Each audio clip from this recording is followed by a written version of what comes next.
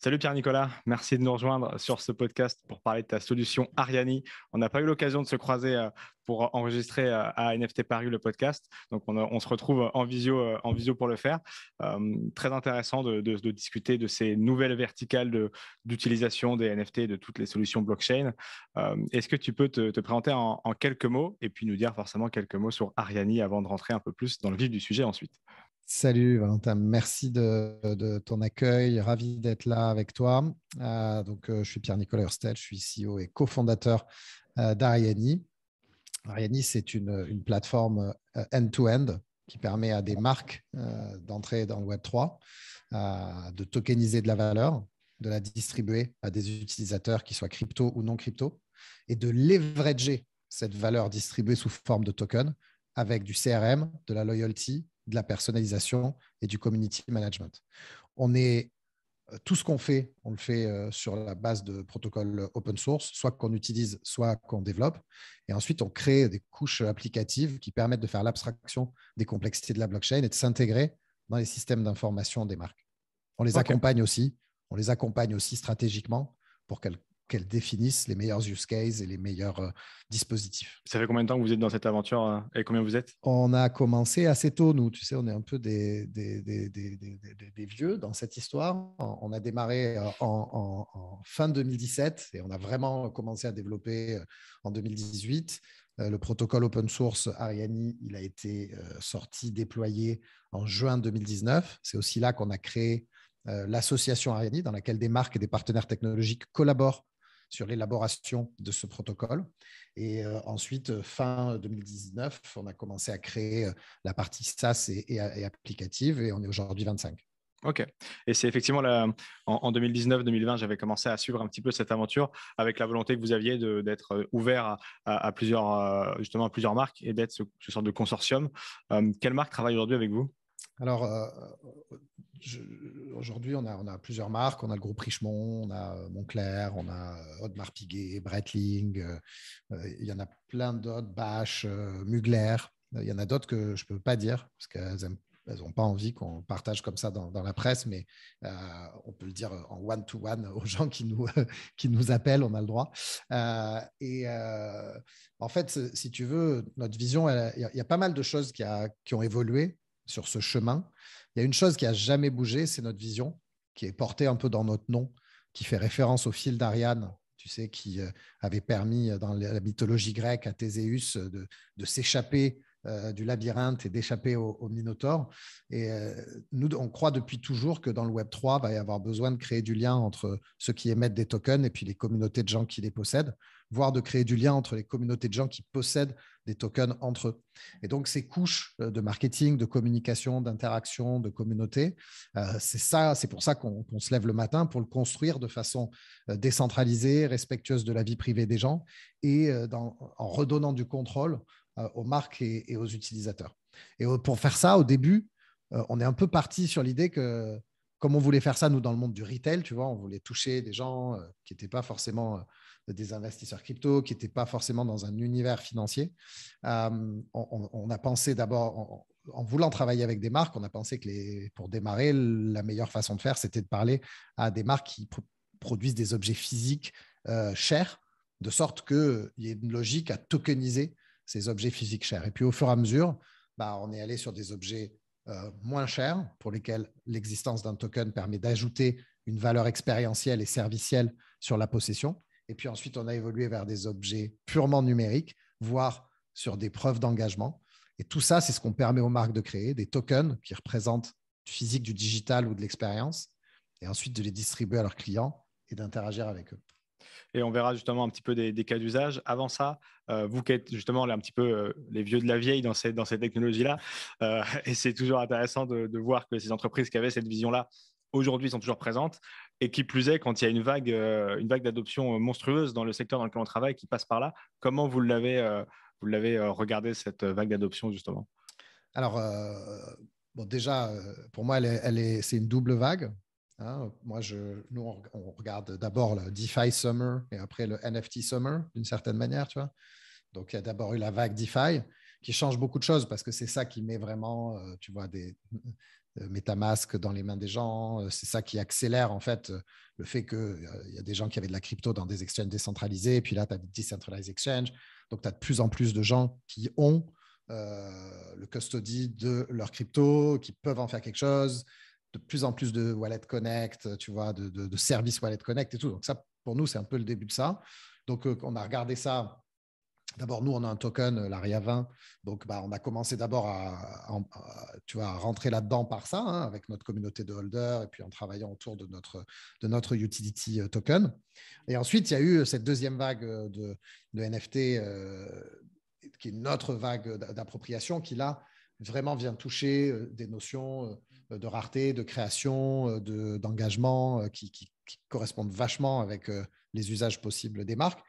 Et alors, on a eu un premier réflexe qui a été de dire, ouais, mais en fait, on a tout ce qu'on a construit, on l'a construit pour des marques et des utilisateurs non crypto. On l'a construit pour permettre à des gens qui ne sont pas des native users de pouvoir tirer les bénéfices complets de la rareté digitale, du true ownership et de la privacy sans être des utilisateurs crypto. Et donc, on a fait ça, je pense, on l'a fait très, très, très, très bien. Et pendant la deuxième vague NFT, on s'est dit, non mais attends, mais en fait, pourquoi on n'a rien prévu pour les marques crypto, tu vois? Et donc là, on s'est dit, qu'est-ce qu'on peut repackager un peu de ce qu'on a créé pour ces marques spécifiques que sont des World of Women, des artefacts ou peu importe. Et donc là, on a créé un nouveau produit, un nouveau protocole qui s'appelle Speakeasy, spkz.io, qui est un token-gated community platform où on se connecte avec son wallet, pas de personal data, et où en fonction des tokens qu'on a dans son wallet, on a accès à des espaces digitaux de conversation et de contenu. Donc ça, c'est un produit, c'est une première réaction à cette accélération, c'est de repackager un peu une partie de notre offre pour la mettre à disposition en fait de crypto native projects and brands. Et ensuite, la deuxième phase de réaction, finalement, c'est d'intégrer l'ensemble de ce qu'on a fait et de le présenter comme une solution complète end-to-end qui permet, comme je l'ai déjà dit, de tokeniser, distribuer et leverager des tokens pour les marques en, je dirais, dézoomant un peu de notre use case de base qui était le double digital. Et c'est un peu nos deux réponses, tu vois. Ouais, et en dézoomant cette volonté, justement, il y a aussi autre chose qui a été d'ailleurs aussi le cœur du sujet de NFT Paris. La blockchain aujourd'hui, elle est aussi utilisée pour la traçabilité dans le luxe, et vous êtes justement dans cette vague de marques et de volonté des marques de s'approprier la blockchain à un autre côté avec ce que tu nous as expliqué là. Quelle est la vision des marques de luxe avec la blockchain, avec les cryptos? Puisque les cryptos, c'est quelque chose d'assez, surtout le Bitcoin qui est 21 millions d'unités, tout ça, on sait la capacité qu'il a à être quantifié et donc rare, mais on connaît aussi la capacité de la blockchain à se servir de tout ce que tu as expliqué là et de suivi. Comment les marques, quand elles vous appellent, elles voient tout ce genre de choses? Est-ce qu'elles savent déjà et comment vous les aidez à se positionner sur ces questions-là?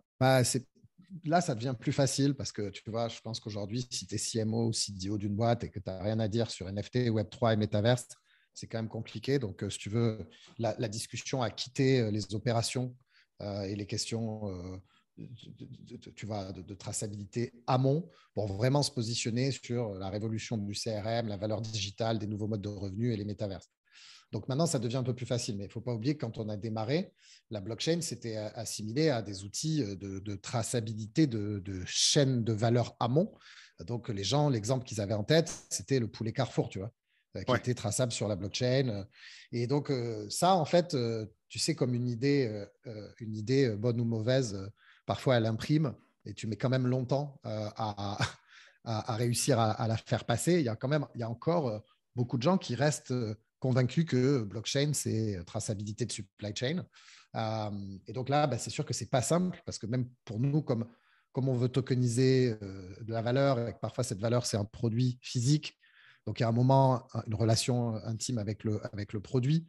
Il y a une traçabilité, mais aval, il y a une traçabilité dans le cycle de vie du produit une fois qu'il est dans la main du client. Mais il y a quand même le mot de traçabilité, il y a quand même le mot de produit. Et donc, c'est vrai qu'il peut y avoir de la confusion. Donc, il y a des marques qui mix up un peu tout.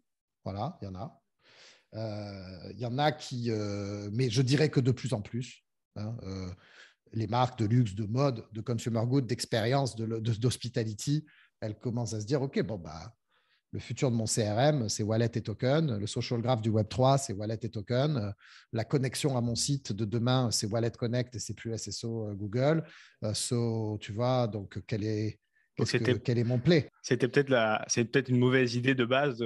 C'était la mauvaise idée, en fait, la traçabilité et la blockchain, a priori, alors. Bah, je sais pas, tu vois, parce qu'en fait, en réalité, si c'est très, très bien fait avec des couches de ZKP très, très, très, très, très puissantes, avoir des blockchains publiques en réseau qui traitent des problématiques de logistique avec des couches de zéro knowledge très, très poussées, bah, c'est peut-être le futur de la supply chain.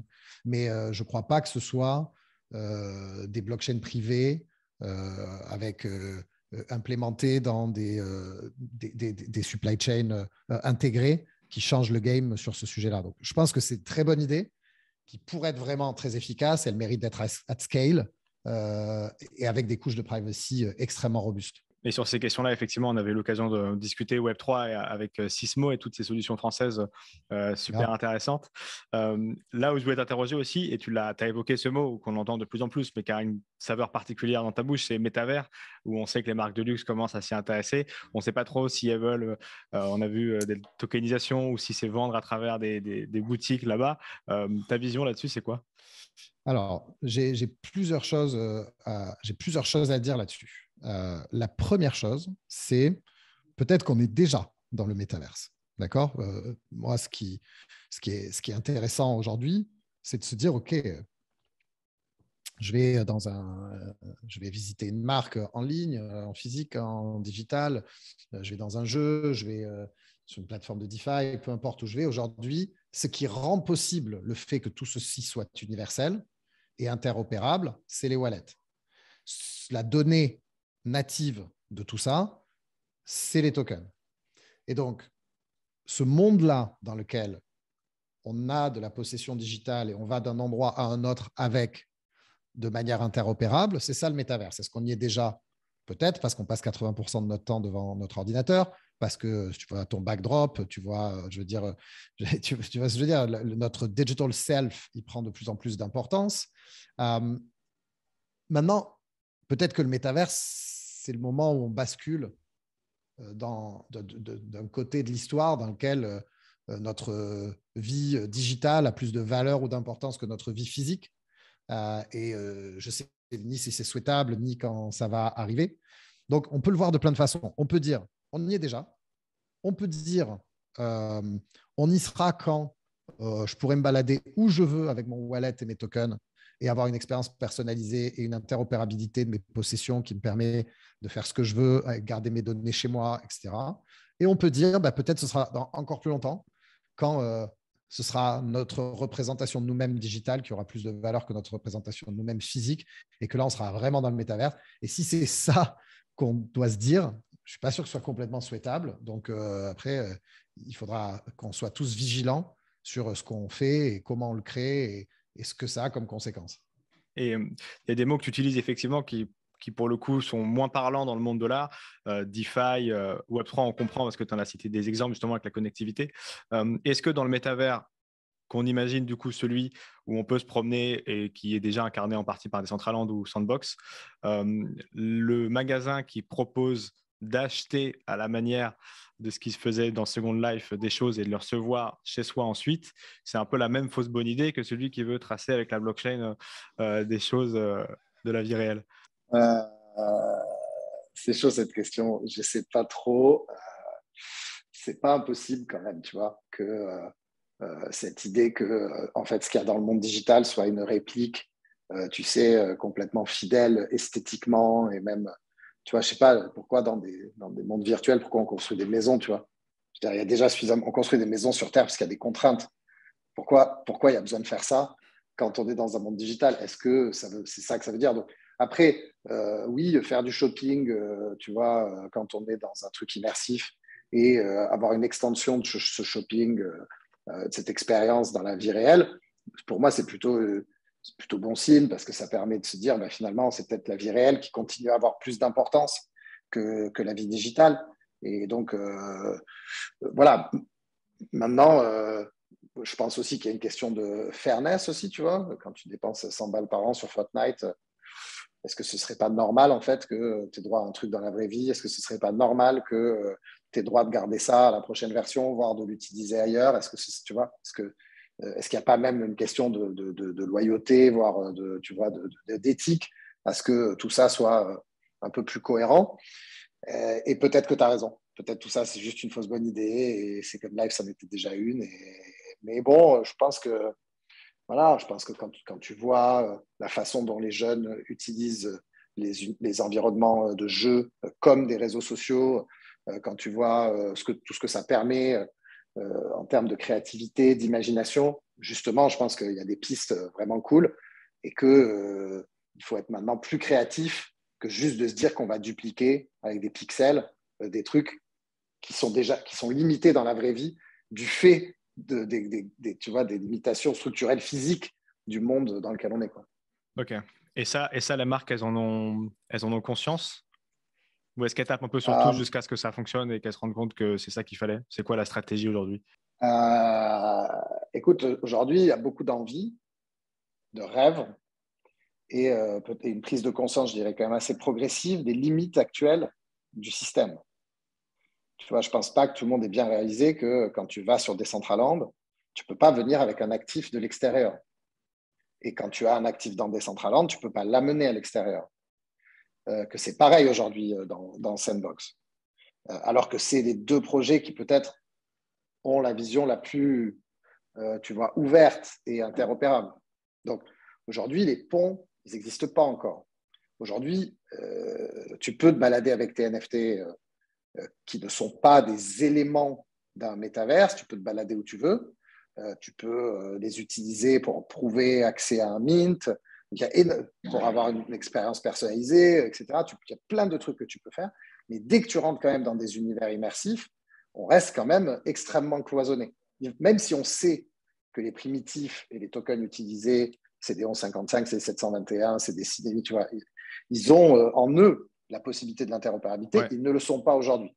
Et je pense que les marques vont atterrir progressivement une fois qu'elles ont fait tu vois, sur les possibilités d'aujourd'hui versus les possibilités de demain. Voilà, j'espère juste que il ne va pas y avoir... Parce que si c'est comme la traçabilité, tu vois, ça va être la folie là, pendant 18 mois, et puis après, ça va être le bad buzz pendant 4 ans. Donc, tu vois, j'espère juste que les marques n'attendent pas trop de la promesse, qu'elles réalisent qu'il faut commencer à construire des fondations dans le Web 3 aujourd'hui pour amener à une maturité qui viendra et pas espérer qu'on va avoir tout de suite, pas en faire trop en com et over-design, et je fais mon propre métaverse, et nanana, tu vois.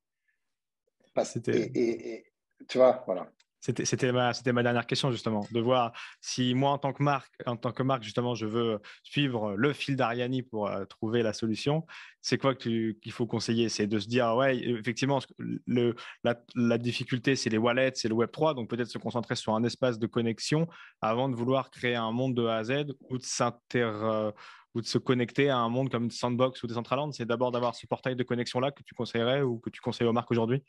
Moi, ce que je conseille aux marques, c'est d'élaborer une stratégie de long terme avec leurs utilisateurs au cœur, avec des propositions de valeur qui ont du sens et qui soient authentiques, et de se poser la question dans ce cadre-là de quelle est la valeur qu'elles portent, qu'elles peuvent tokeniser.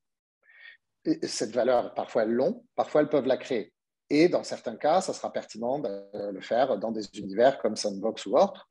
Mais je pense qu'il y a plein de choses à tokeniser aussi à l'extérieur de ça. Bon, ma recommandation, c'est vous devez préempter cet espace en vous mettant à l'appréhender, en vous mettant à faire des choses dessus, en distribuant votre propre parc de tokens. Vous devez vous mettre à émettre de la valeur digitale, vous devez les mettre dans les mains de vos clients. Certaines d'entre vous pourront le faire en générant un revenu avec, parce que vous êtes super hype, que vous matchez bien avec la communauté de gens qui collectionnent ça aujourd'hui. D'autres ne doivent surtout pas s'y risquer et auront tout intérêt à offrir ces tokens en plus de quelque chose qui est acheté par ailleurs ou de ramener de la valeur dans une autre expérience en rajoutant ça. Vous devez mettre des wallets dans les mains de vos utilisateurs qui n'en ont pas. Et ça, pour ça, nous, on a plein de solutions qu'on vous propose. Mais vous ne devez jamais mégoter avec l'interopérabilité, avec le true ownership, avec le respect de la vie privée des gens. Et si vous faites ça bien, chaque petite pierre que vous allez mettre aujourd'hui sur votre chemin, ça construit votre place dans le Web3 de demain. Et c'est des couches que vous allez rajouter les unes sur les autres. Et en tout cas, c'est certain qu'il y a de plus en plus de marques qui s'adressent à vous et donc qui s'intéressent à ce monde d'après. Bah ouais, c'est sûr que là, c'est un peu l'excitation. Et donc, nous, on essaie d'être.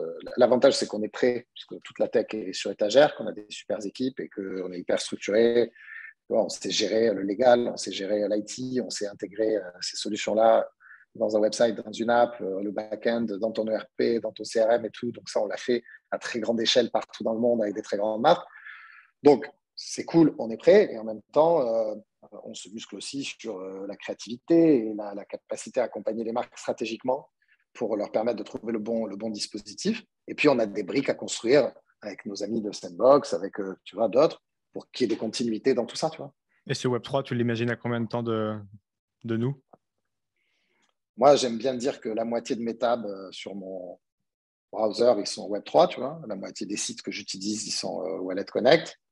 Et donc, moi, je milite auprès de chaque marque à laquelle je parle pour qu'il y ait du Wallet Connect sur son site, pour qu'il y ait des expériences personnalisées offertes à ceux qui auront des tokens, pour qu'elles contribuent à cette interopérabilité et que finalement, ce faisant, en plus de la coolitude du truc, elles se libèrent en fait de l'intermédiation du web et qu'elles ubérisent les GAFA et reprennent le contrôle sur leur espace digital, leur présence digitale et leur relation client.